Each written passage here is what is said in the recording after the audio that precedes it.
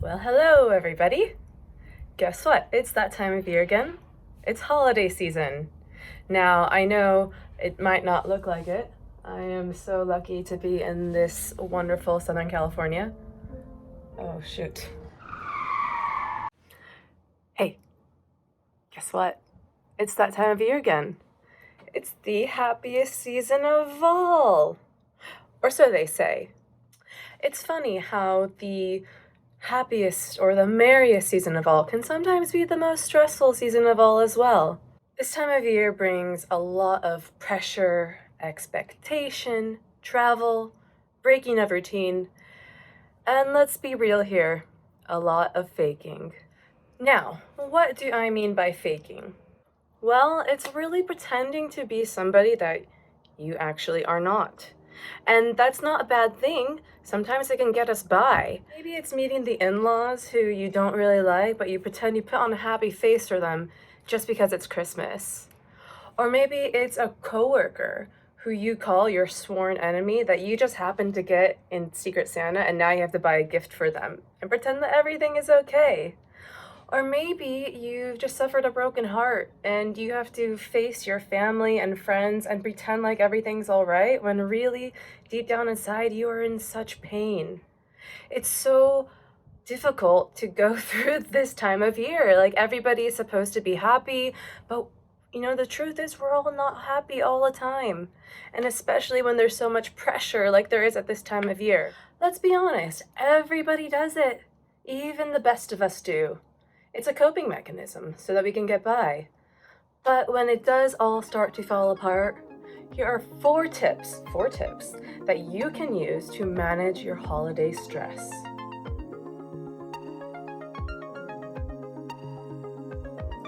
Number 1, remember to breathe.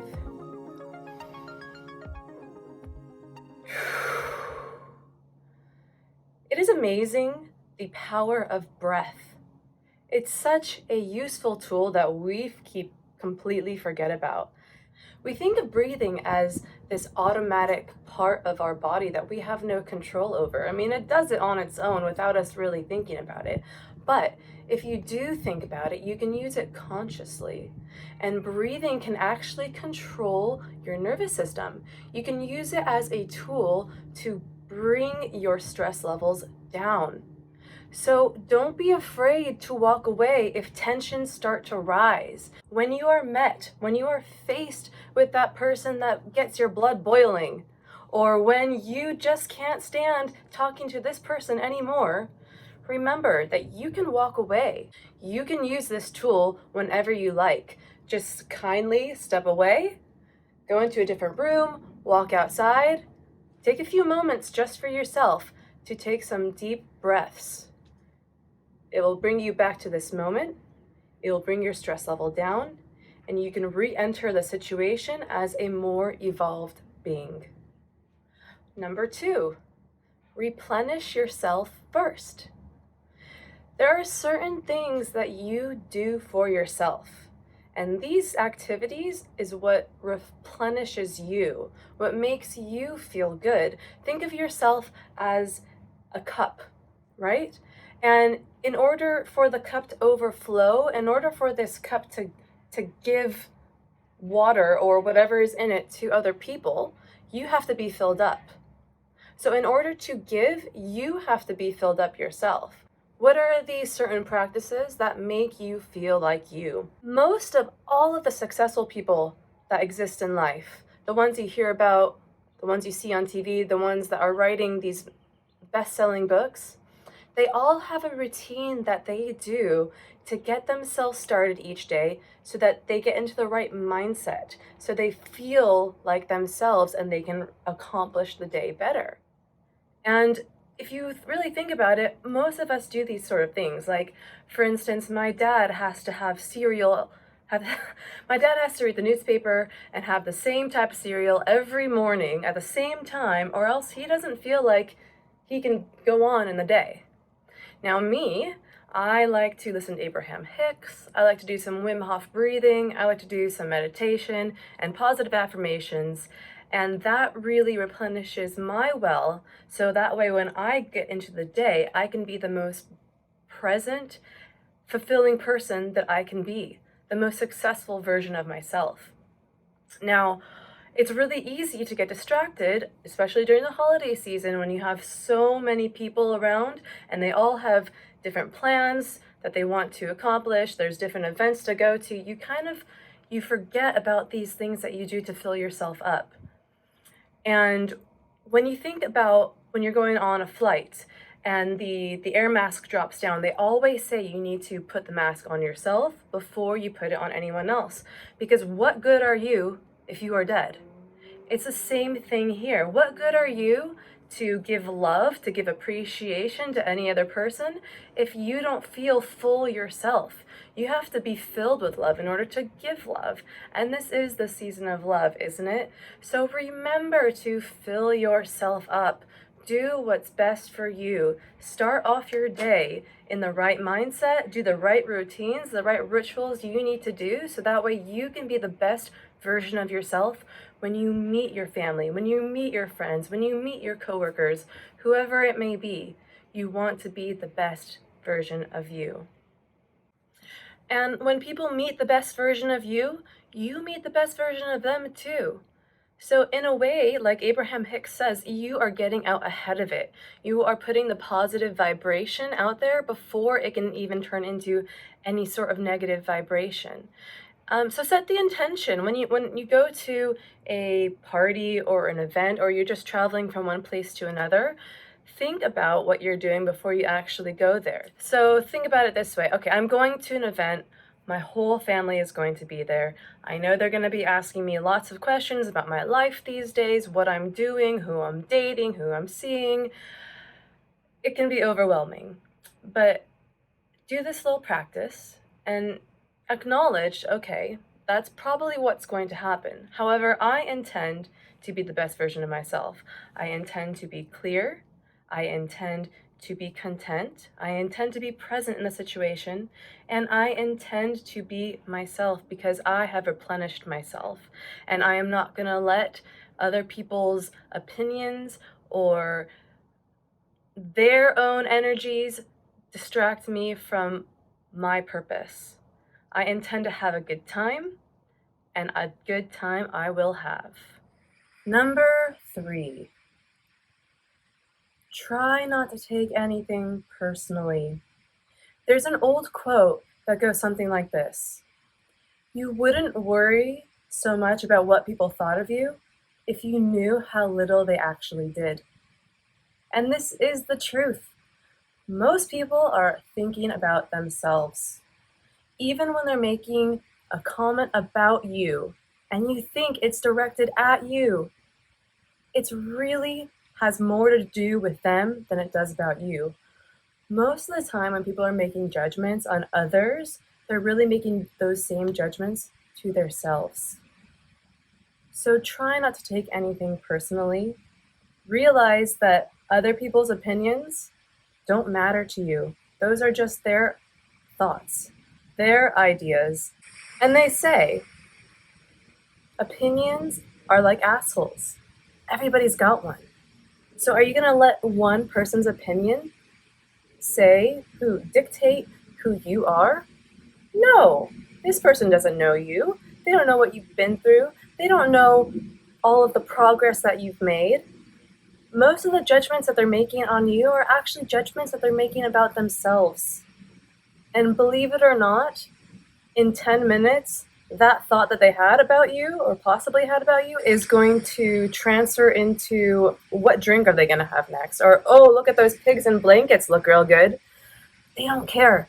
They really don't care. And you shouldn't either, because the person's opinion who should matter most to you is your own. And if you know who you are, if you know your worth, if you know the strength, the confidence, the good-natured person you are, then live it, then be it, because that's what matters. If someone tries to insult you, here's one trick: go along with it, because it will really bother them more. People who are making these negative comments, they're trying to get a rise out of you. And when you don't respond the way that they expect you to, they're taken aback and they don't know what to do. And you know what? That makes you more powerful. That shows them that you are actually in control of yourself, and what they think doesn't really matter. So don't let anyone's opinions get you down.